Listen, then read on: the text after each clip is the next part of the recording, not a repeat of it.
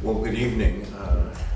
My name is Michael Fischman. I'm a occupational and environmental medicine doctor and toxicologist based in San Francisco Bay Area, and do a number of different things. One of them, I'm a clinical faculty member at University of California, San Francisco in the Division of Occupational and Environmental Medicine. So I'm going to talk about occupational and environmental cancer. Since it's such a small group, if you have questions as I'm going along, please let me know and I'll try to answer the questions. This is a topic I'm very interested in, have been since early on in my training. So I thought I'd talk a little bit about some basic principles. You all may be familiar with these, but particularly the different types of carcinogens. The main two types would be genotoxic carcinogens that are chemicals that interact with the DNA of a cell, and then that DNA damage gets inherited in the subsequent daughter cells, and basically produce a mutation in the cell that then ultimately leads to the formation of a cancer. And I'll talk about threshold doses, but no threshold dose means that there is no non-zero dose that doesn't cause an increased risk of cancer. And some examples of genotoxic carcinogens include polycyclic aromatic hydrocarbons, or PAHs, which are present, for example, in diesel exhaust or in combustion fumes of any type. And ethylene oxide, which you may be familiar with, is used in sterilizing medical equipment. So those are some examples of genotoxic carcinogens. The other big category would be non-genotoxic carcinogens. So they are, unlike the genotoxic carcinogens, they're not mutagenic. They don't cause direct damage to DNA.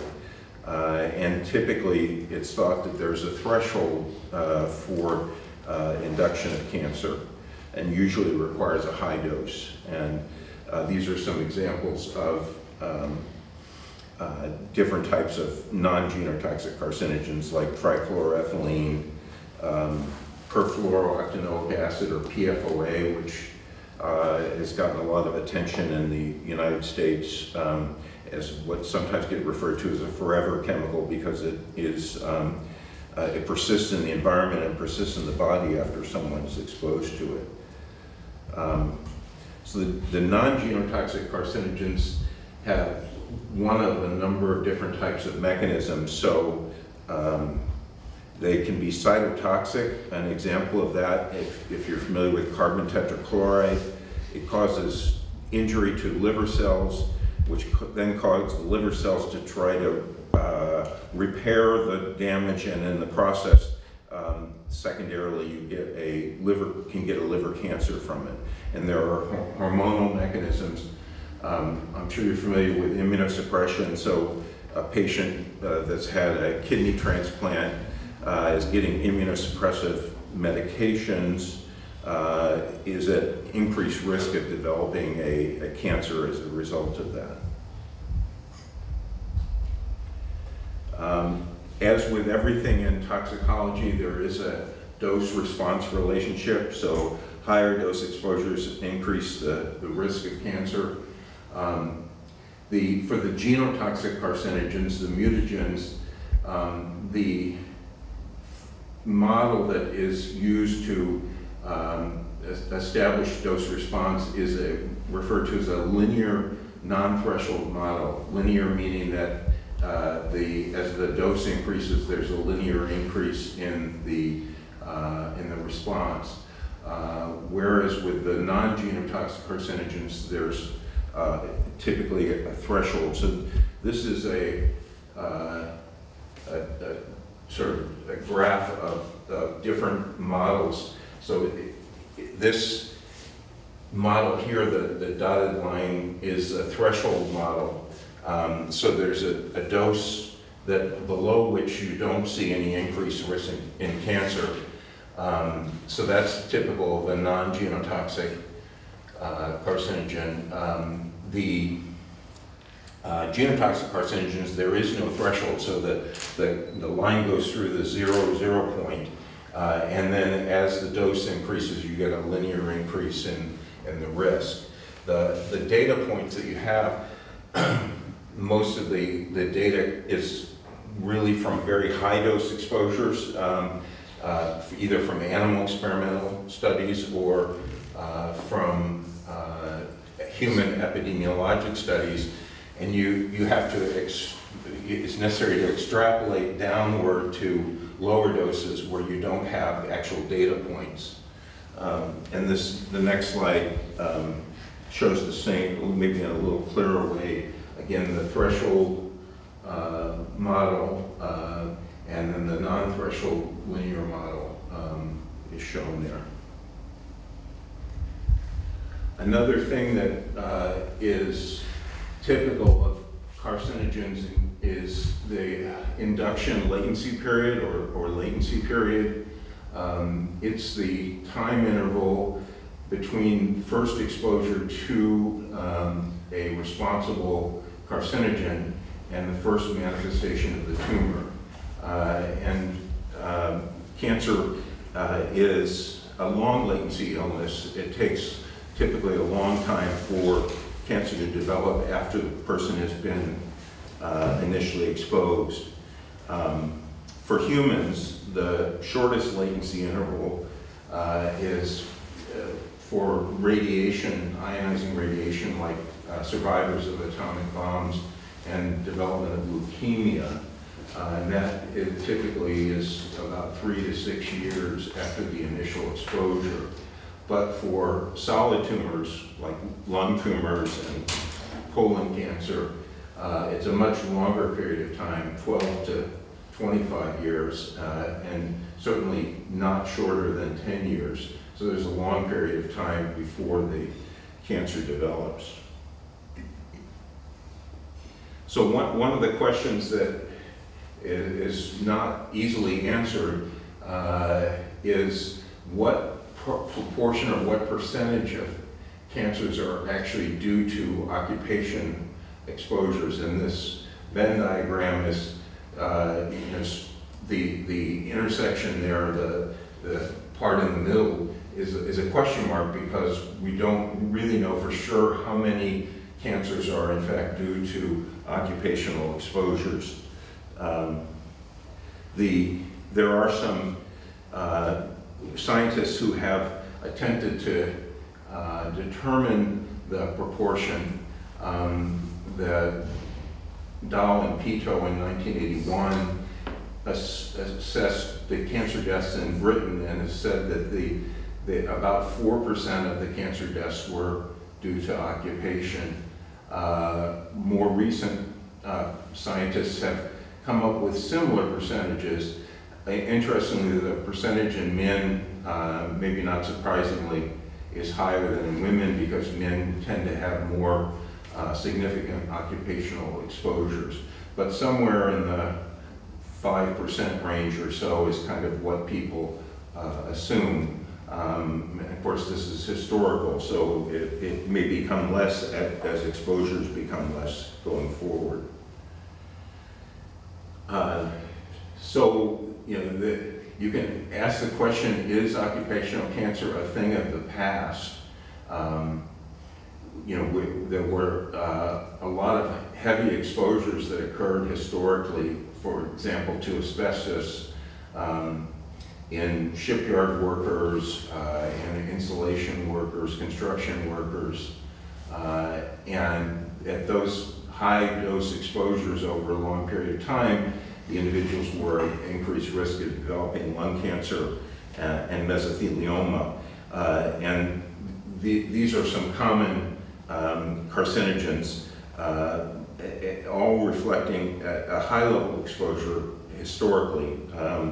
And got some pictures here that I don't know if anyone can see, if you can see what this is, but these are in the past watch faces were painted with radium-containing ink, and they put the brush in their mouth, and the workers were at increased risk of developing bone cancers. So this is radium watch-style painters. This is a picture. You can see these big bags contain asbestos, and the individuals look like they're wearing respirators, but this doesn't look like it's a very well-controlled exposure. What is this? This is soil? What's that? What is this? They're bags of asbestos material. I'm not sure, you know, they're bagging it, I guess, for use elsewhere, but this is a very old picture. Salt fossils. Anyone know what this is? It's maybe hard to see. Shoemakers. Shoemakers. Shoemakers, yeah.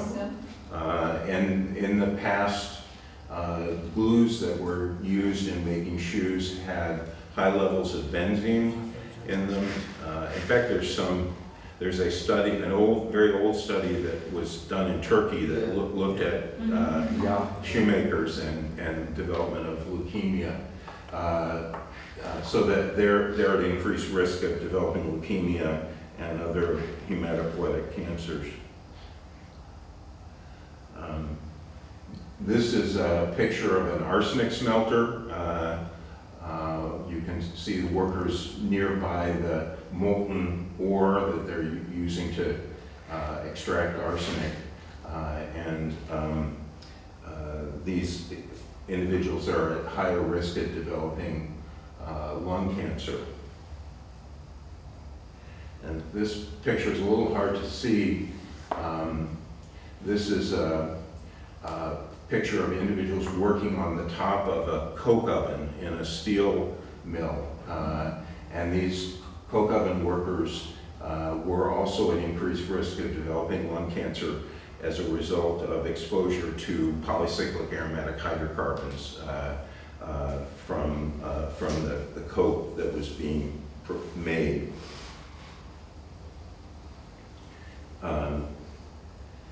So you know, are there modern day concerns? I think is a question. I mean, we know that exposures are better controlled in the present day than what they were historically.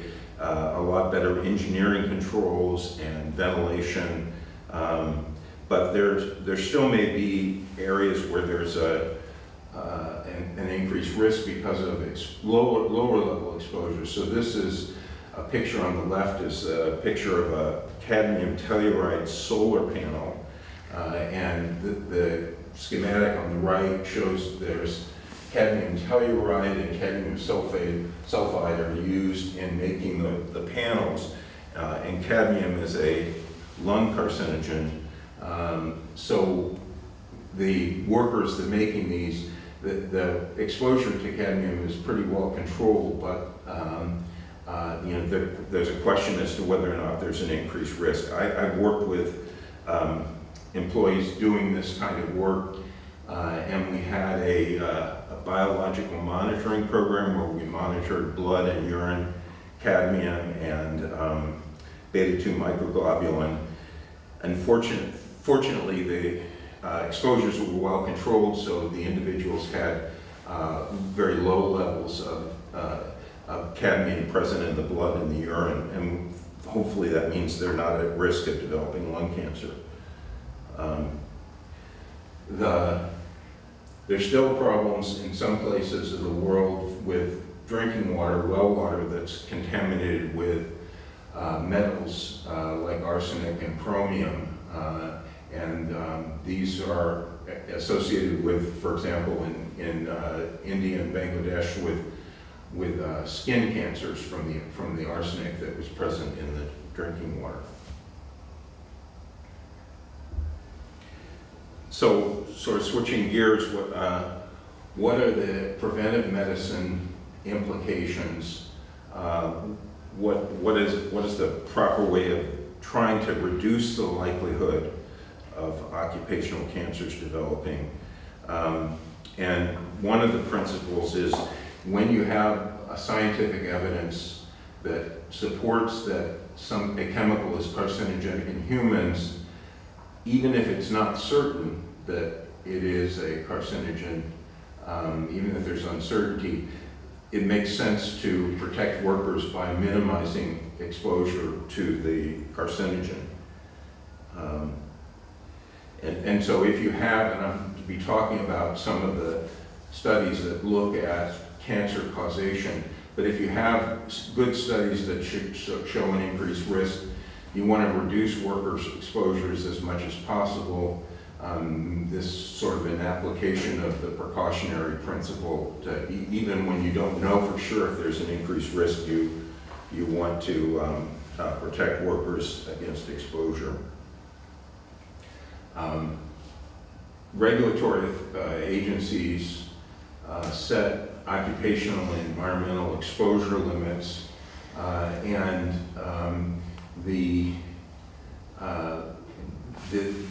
they sort of set the levels of exposure based on what they consider to be an acceptable risk of cancer.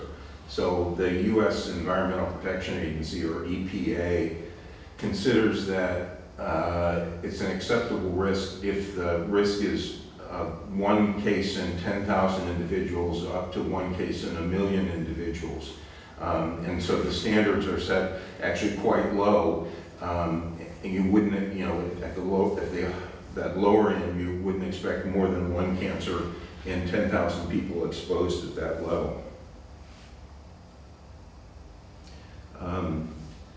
I work with several different industries. I'm the medical director for Intel Corporation, the computer chip manufacturing company. And we have a lot of effort put in place to prevent, either eliminate use of carcinogens when it's possible, or if we use them to minimize the exposure so there's essentially no exposure to the carcinogens. It's important for industries to communicate to workers when there is a potential exposure to a carcinogen, and then to give the workers the training and tools to try to minimize exposure. And then industries may, like I was talking about, putting in place medical surveillance or biological monitoring to hopefully document that exposures are very low.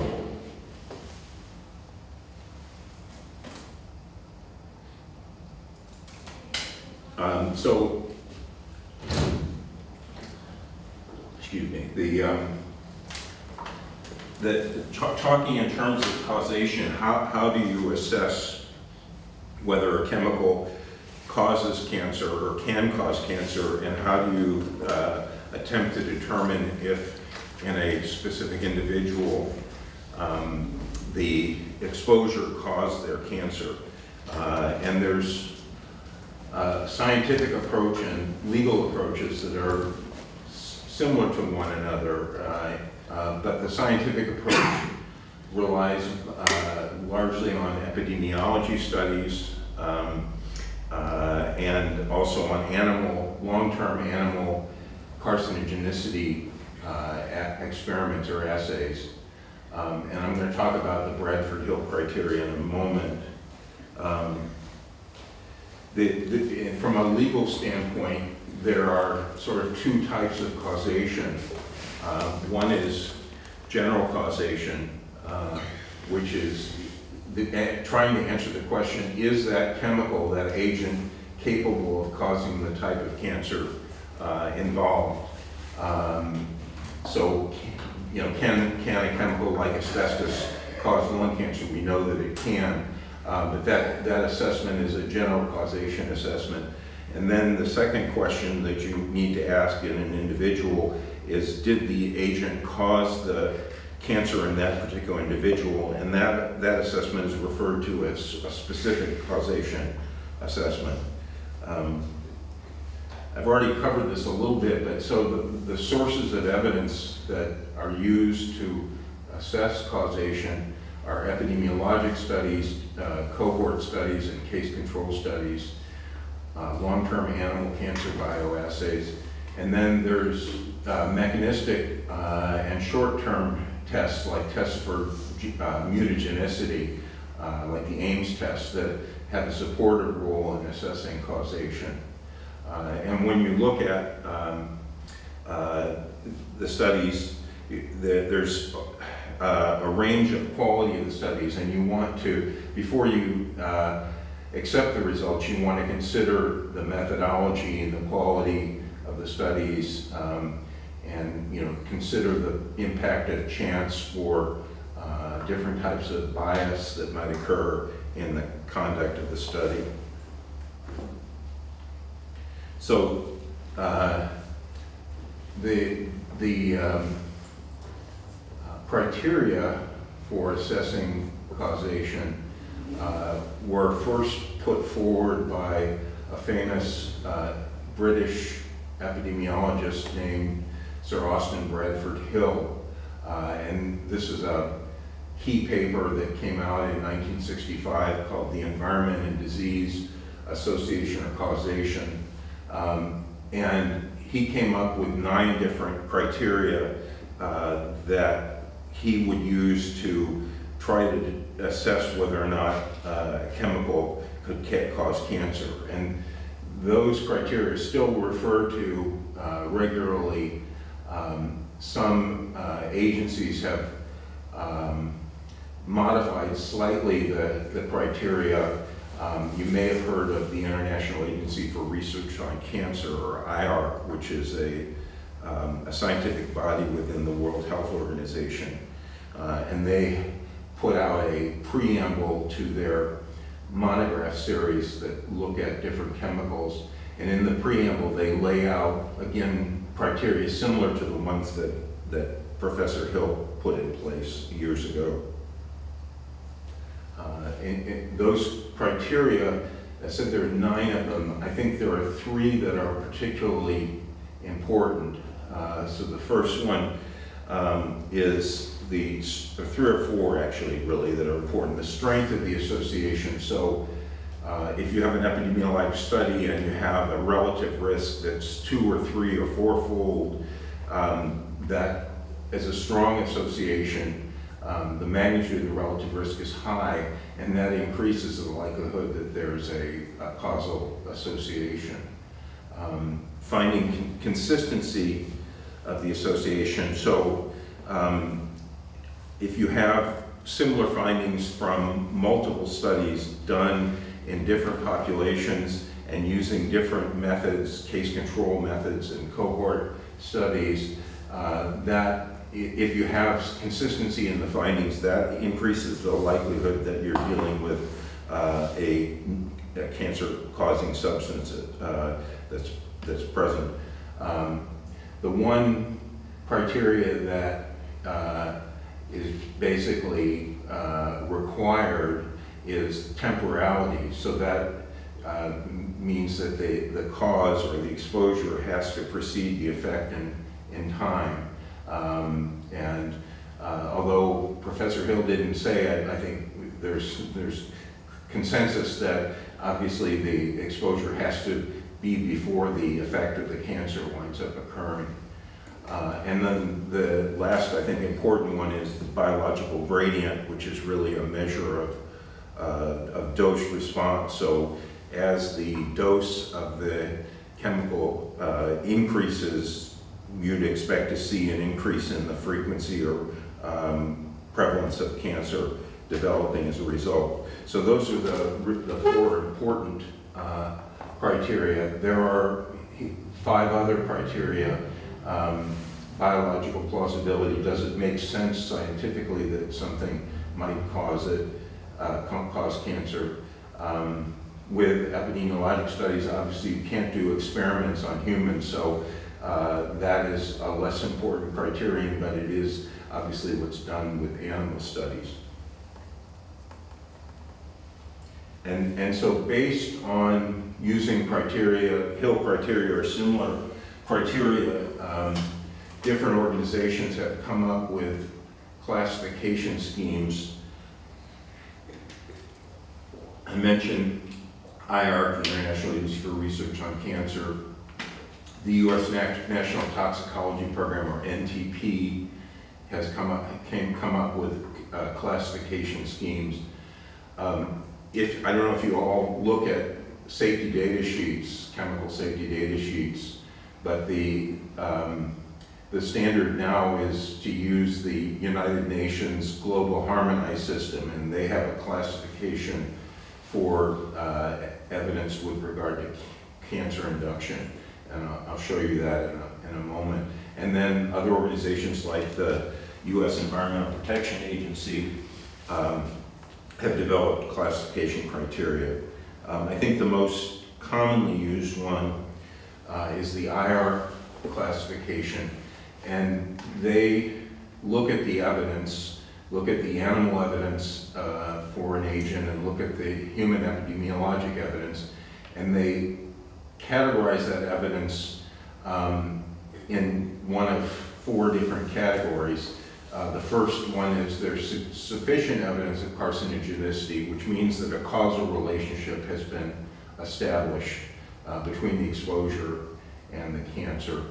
Limited evidence means that an association has been observed either in an epidemiologic study or in a cancer bioassay. But there's a possibility that some other factor like chance or bias in the conduct of the study could account for what's seen, so there's limited evidence there. The third group is the inadequate evidence. It doesn't mean necessarily that the chemical doesn't cause cancer, but the available studies don't allow you to make a judgment as to whether or not there's a causal relationship. And then for very few materials, there's some evidence suggesting lack of carcinogenicity, but I think the only agent that falls in that category is fluoride, like fluoride in drinking water. There's very good evidence that it doesn't increase the risk of cancer.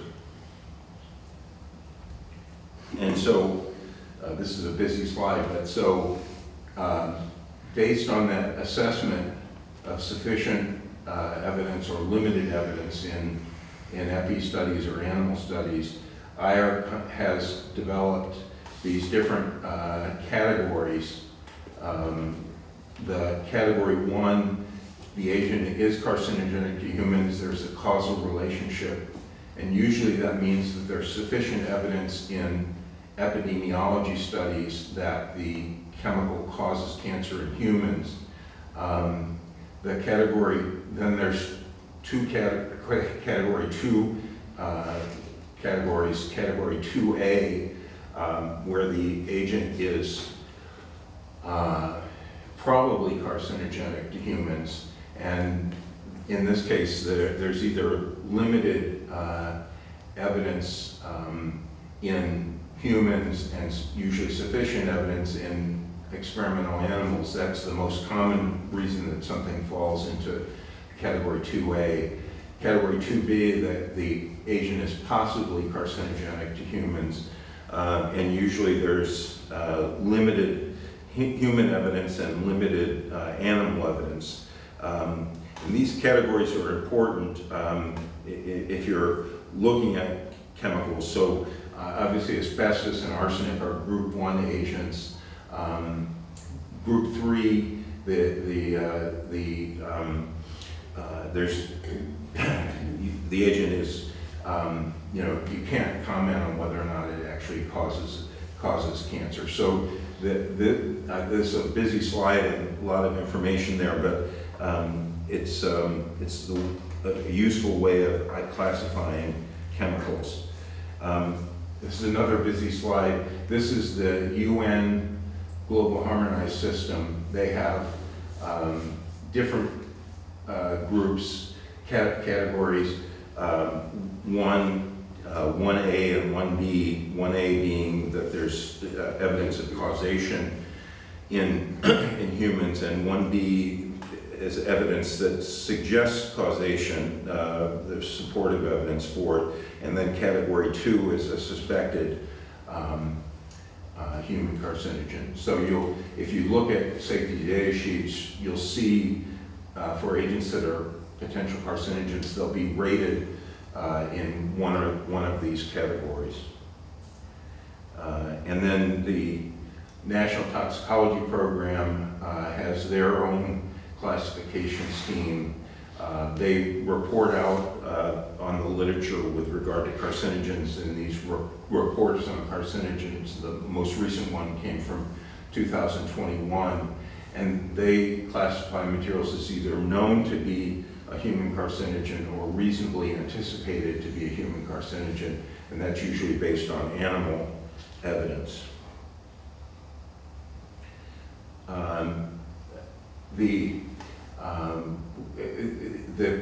In terms of, there are limitations in terms of evaluating general causation. So none of the, as Professor Hill says, none of the viewpoints can bring indisputable evidence for or against the cause and effect hypothesis. None can be required except the temporality that the exposure has to precede the response. When you have findings that fulfill multiple criteria, multiple Hill criteria, that makes it more likely that there's a causal relationship. And important to recognize that just because you have a statistically significant association in a study, it doesn't necessarily establish causation. It does reduce the likelihood that chance is the cause of the association, but statistical significance alone doesn't establish causation. So now talking in terms of specific causation, the question is, did the agent cause the cancer in this particular individual?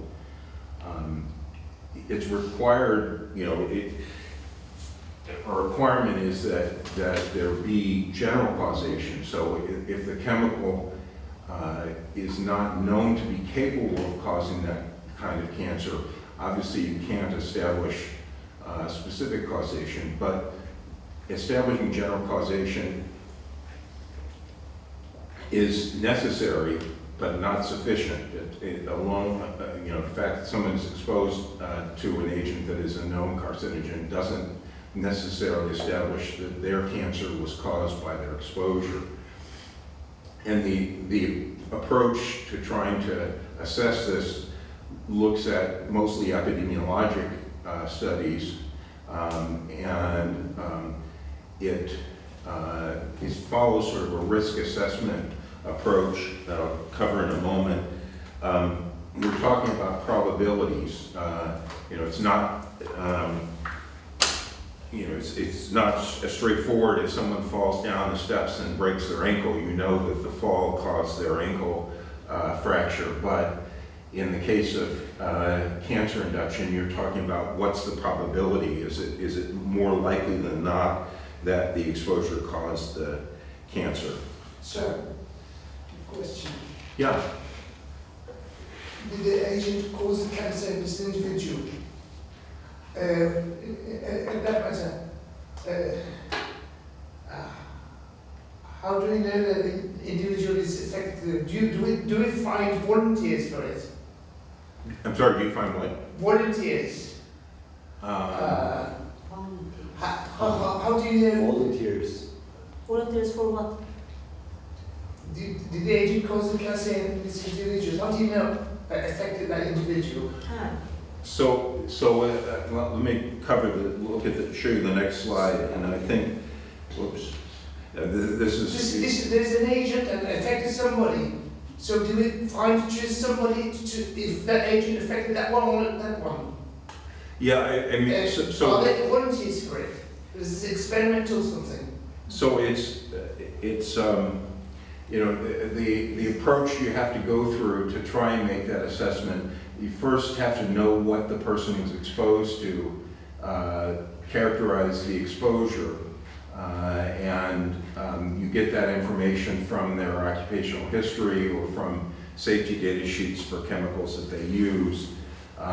You then have to try to estimate the dose of exposure.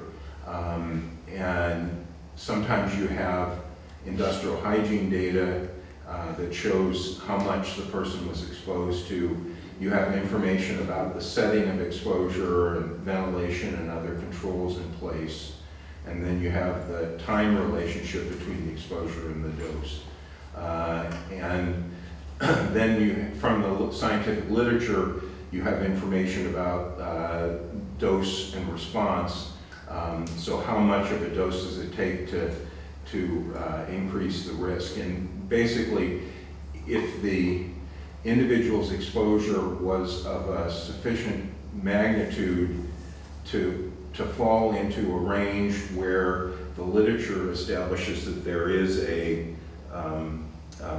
significant increased risk, then you can conclude in the risk characterization setting that it's more likely than not that the exposure caused the cancer. So it's not definitive. There are some, in some cancers, for example, with asbestos-induced mesothelioma, you can find asbestos fibers in the lung and in the pleura, so that increases the likelihood that there's a connection in a particular individual, but it's really a probability assessment. I don't know if that answers the question or not. Not entirely. Yeah. I don't understand. You're just are there volunteers for an assessment?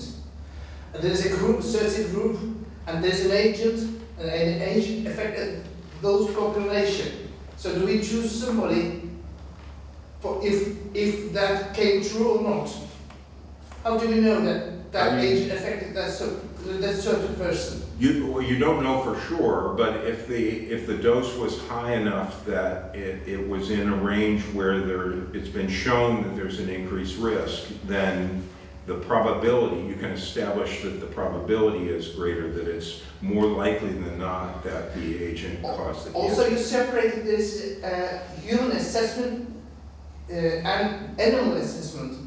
So there must be a certain group of animals made experimented upon.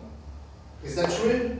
So you can rely somewhat on animal studies, but obviously human epidemiologic studies are more compelling, more useful.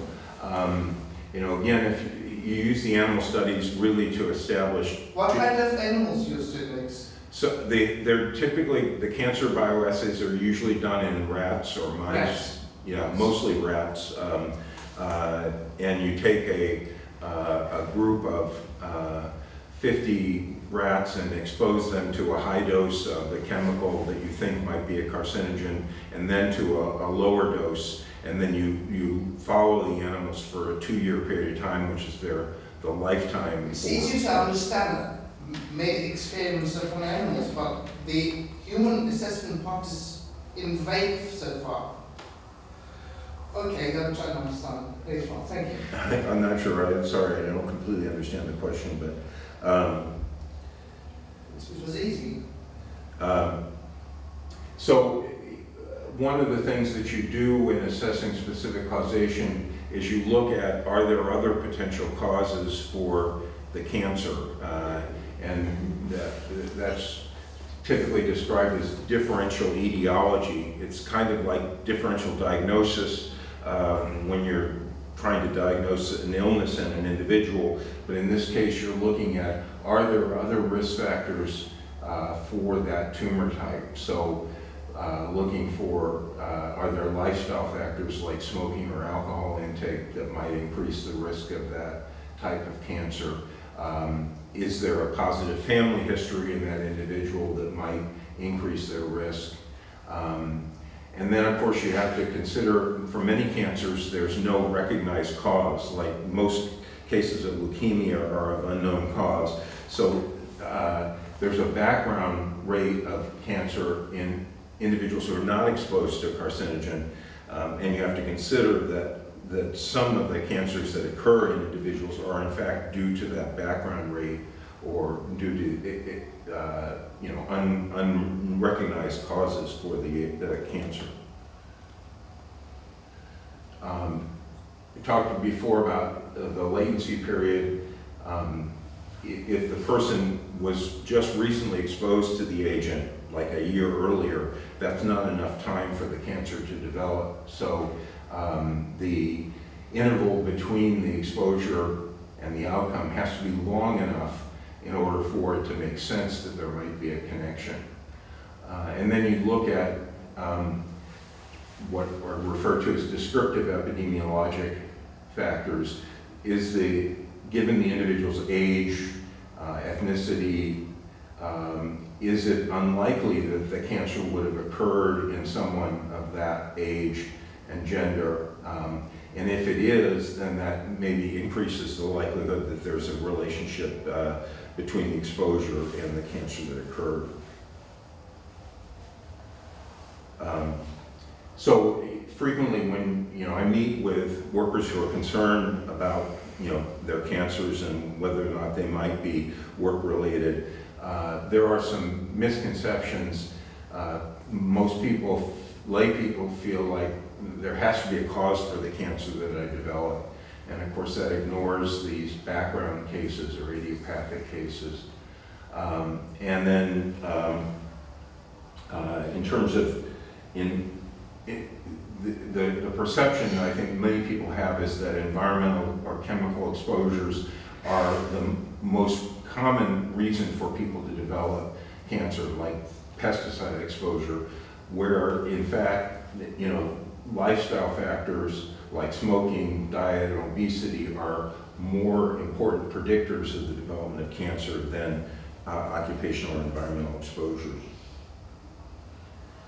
This is a busy slide, but there is and I think maybe this is get at your question. So the determination that the cancer was probably due in this individual to the exposure, that's based on reasonable medical probability, or that it's more likely than not that there's a relationship, meaning also that there's more than a 50% chance that the cancer was due to the exposure.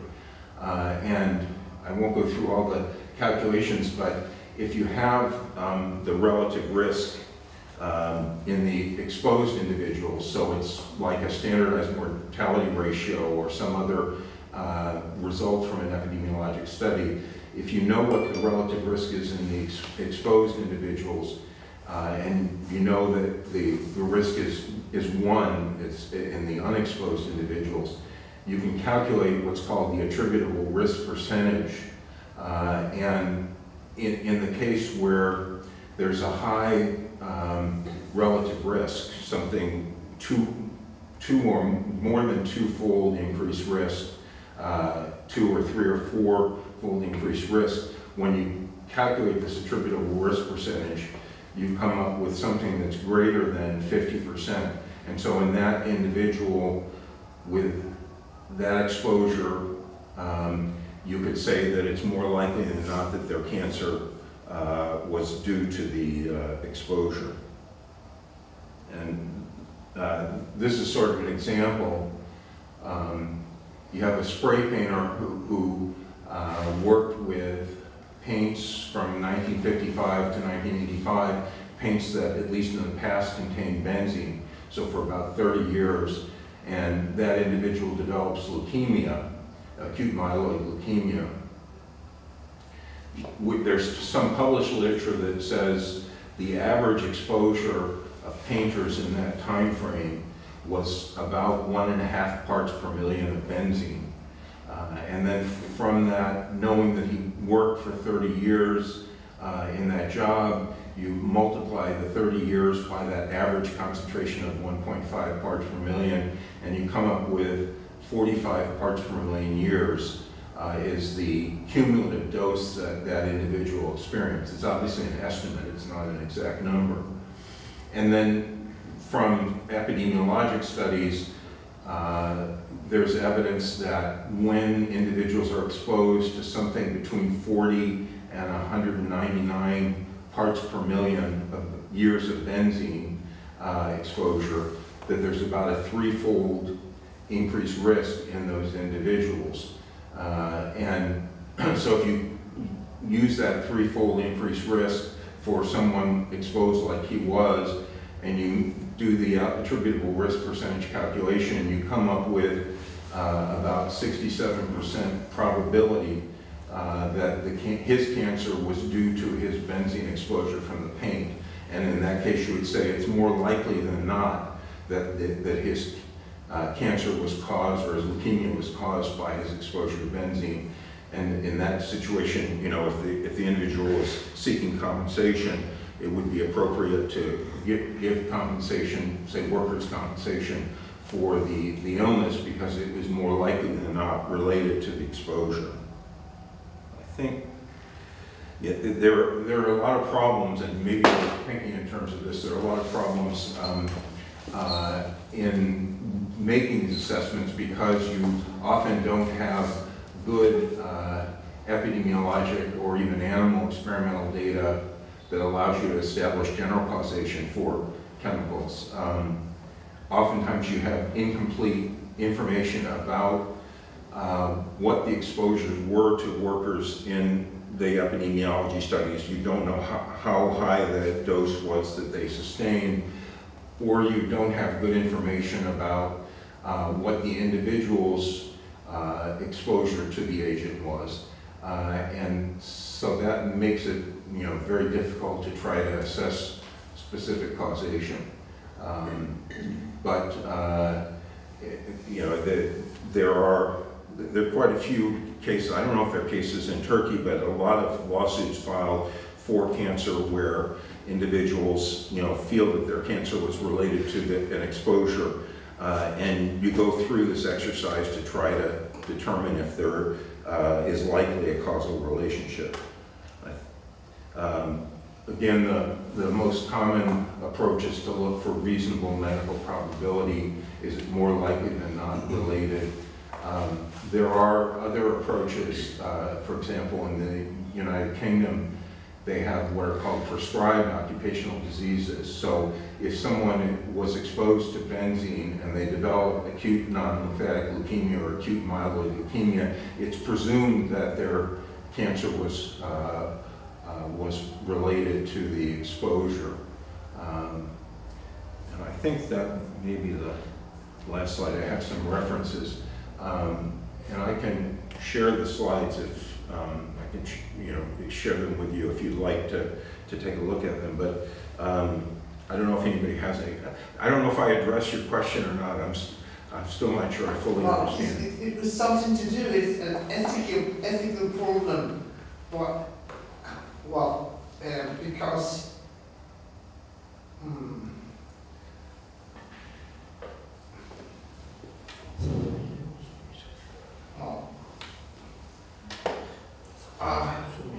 for example, that person, during 30 years, followed and asbestosis developed. That person must be somebody who was chosen beforehand, so that we can follow him.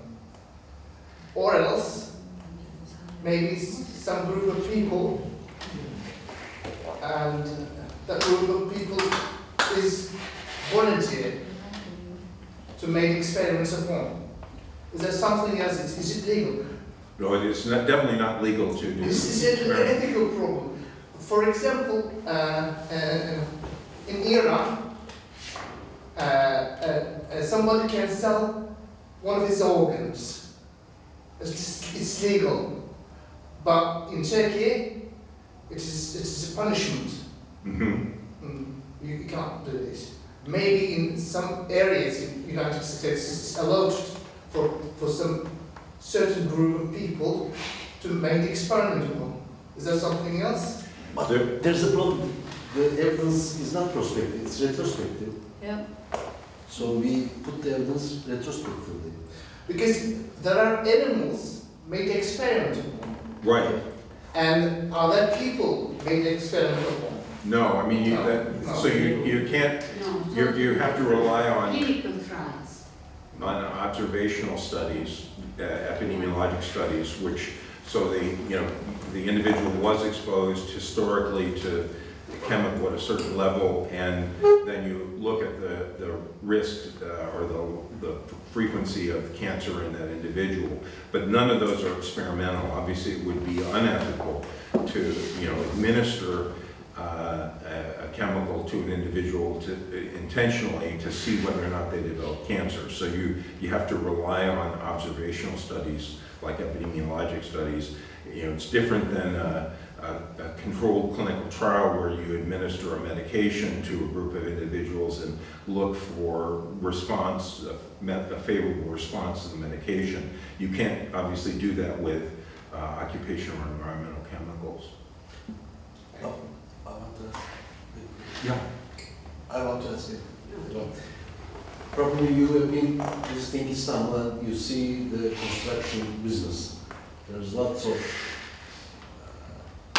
buildings, and it's been thinking that there's an asbestos problem for Istanbul. And it's also happened in the earthquake for that region. After the earthquake, when the buildings collapsed and the old buildings and the asbestos, we are exposed to the asbestos in Istanbul and in the earthquake area. Is there any evidence that shall we screen them for future cancer? So it's a good question. The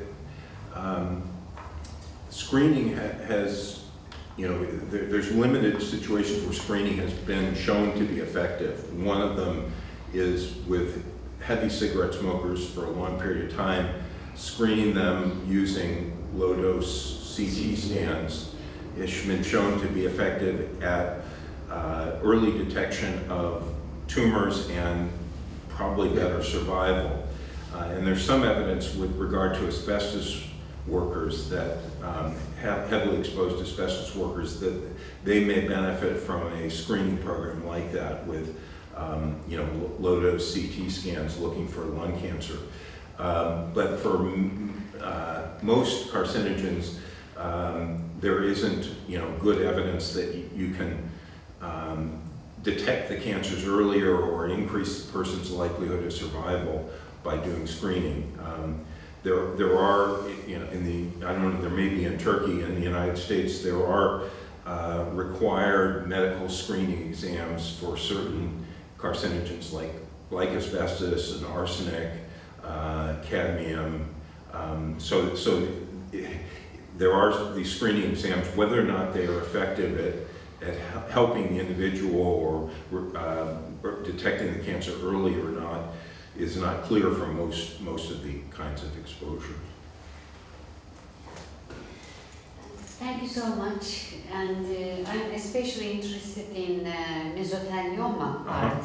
I'm a pathologist, a member of the Turkish Mesothelioma Working Group. And in 2008, in the year of 2008, there has been field research in the Central Anatolian regions and collecting samples out of the, covering materials out of the houses in those villages. And some of the villages were evacuated, and the materials were investigated in TÜBİTAK, Turkish Research Technological Council. And in addition to asbestos, there is another group 1 carcinogenic, erionite. Erionite, yeah. And it has been also, it is something and medical information to the international medical literature from Turkey.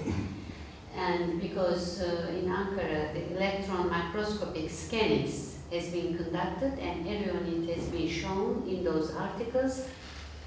But, recently, the Mesothelioma International Interest Group is, we are writing a review. And although, in spite of the universal ban for asbestos production, interestingly, there is an increase for all over the world. There is an increase in asbestos in the environmental measurements. First, you know, the clear prevention is the universal ban, but the real ban for asbestos production, and also for the, like, you know, old ships. How I say, there are some places for the old ships, and unfortunately some countries in the world, including Turkey, has been one of the deposit countries for, you know, receiving some old ships or for the other garbage material, industrial waste, India, Turkey, and for some other countries. So what do you think as a scientist? And you have studied a lot for asbestos and erionite, but especially for universal asbestos. Also, the production is increasing in China. And because, you know, it's everywhere, not only in houses, in environment, you know, for the producing cars and everything. It's cheap material and it's good for eliminating heat and cold and such. And yeah. Yeah, I mean, I think universal health problem. There has and been group 1 carcinogenic, yes. Yeah, there's been a decline, I think, in the frequency of mesothelioma as, you know, since asbestos has been banned. But as if you point out, Decline, you said? a decline. There's It's controversial. I think Yeah. it is controversial, but we have went through many cohorts, studies, meta-analysis, systemic reviews. For developed countries, yes, there is a decrease because there has been a ban, and then they stopped. You know, at industry, it has been limited use, but for the world, it has been increasing, and interestingly, in the young population, there are some cumulative young generations mesothelioma case collections. So one of the conclusions of the review is that, like in Italy, of course, because they have a national good registry system for mesothelioma, and there are some cumulative cases like in Sicily or in some parts of Italy. So one of the conclusions of this recent review will be there are some in the environment, because those young generations did not receive asbestos or erionite from their occupational maruziyet neydi? Exposure. But in the environment, there should be some things like also some other construction work, like in Britain also, they report some increases in young generations. Because do it yourself, like do your home yourself. So it includes maybe some materials. Do it yourself sector has some asbestos, something inside. Do you some different reasons? Yes. yeah, I think you're right. You know, there's evidence, you know, in terms of low-level exposure to asbestos, that can increase the risk of mesothelioma. So, you know, in the spouses of asbestos workers who washed the clothing that the workers wore, there are cases of mesothelioma. In-house exposure, yes. Yeah, so not direct exposure, but indirect exposure. And if there's other settings where there can be low-level exposure, there could be cases of mesothelioma that resolve. So. And like in Italy, the ceramics within the floor of the schools and hospitals, they have found asbestos. Right. Like vinyl ceramics. So they say those schools, hospitals will be there for many, many years. So. Yeah. Yeah, asbestos hasn't totally gone away, unfortunately, and there's still, exposures. Certainly in renovating older buildings, there is a, potential for exposure to asbestos. In the U.S., there are requirements for how that, when there's asbestos present, how it has to be handled, how it has to be removed, what kind of precautions need to be taken. But there still is some potential risk for those individuals. Sir, may I ask a question? Sure. Somewhat related to this asbestosis. I would like to ask about the probable carcinogenicity of talcum powder exposure, because I think in 2024 some patients launched a lawsuit against the pharmacy, against the company Johnson & Johnson, and right. I think Johnson & Johnson changed the ingredient from talcum powder to cornstarch powder. Is that true? Well, I think they subsequently have, but yeah, I think that's a controversial area, whether or not the exposures to talc containing low levels of asbestos, whether or not that increase the risk of different cancers, ovarian type cancers and other things in individuals that use talcum powder. I think Johnson & Johnson may have stopped using talc in their baby powders and other things, but you're right that it's been the subject of a number of lawsuits, and I think it's definitely financially hurt the Johnson & Johnson company because of all the lawsuits. So is talcum powder a probable carcinogen, and is there, can we reach such a conclusion? I mean, it's not used very widely nowadays, of course. I mean, no one uses talcum powder in their babies, but in the past it used to be used very widely. Now, I don't think it is so much in a widespread use, but I mean, are they right? Yeah, so they're like IARC, the International Institute for Research on Cancer, has indicated that talc containing asbestos is a known human carcinogen. So it has been. Not all talc contains asbestos, but the talc that does contain it is considered to be a human carcinogen. Means talc powder is using for the babies. Yeah. Unfortunately, yes, they try to stop, but still some family try to using. This is very problem. Yeah. Well, I think it's probably not a great idea to use talcum powder that contains talc that has asbestos in it. It probably is not a good thing to use on babies or anyone. But, can you give us any advice about the children toys or clothes? What do you recommend to what kinds of things try to keep them for like hazardous things? So what would you do in terms of screening? No. What for the shoes, toys or etc. What kinds of advice can you give us? Any information do you know about them? I'm not sure I understand the question. The toys, some chemical things included, of course. For the try to save them to the cancer. What kinds of elements?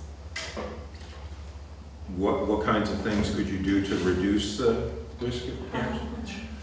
For the toys and their clothes.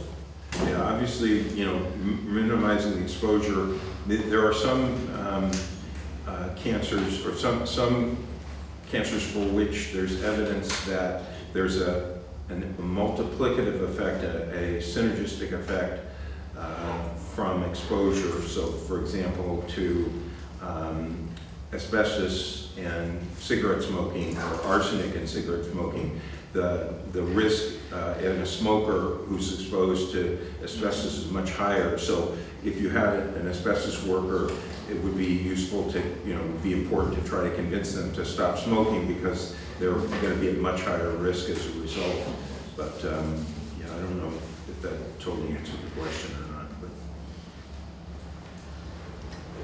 yes. Thank you for good presentation. I have questions about non-ionizing radiation, EMR. It's a potential carcinogen, or who accept, I think, it's potential carcinogen. So cell phone use, like or cell phone, yeah. or anything. Yeah. So IR said that electromagnetic fields, radio frequency fields, are possible human carcinogens. They put it in category 2B.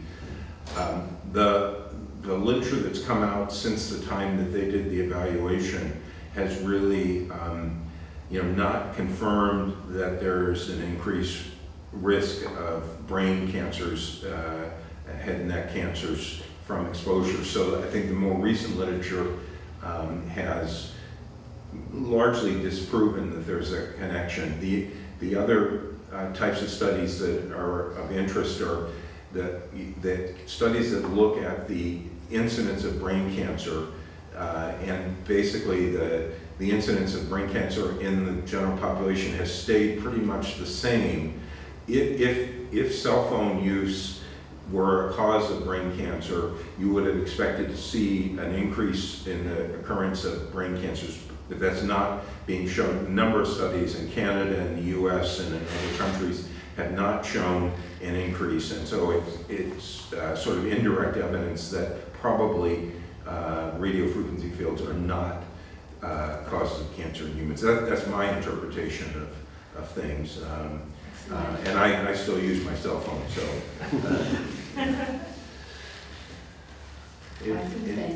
Any other questions? I hope this was interesting and helpful, and I appreciate you listening, coming and joining. I enjoy doing these kinds of presentations. So anyway, thank you. And we also want to thank you for our medical channel.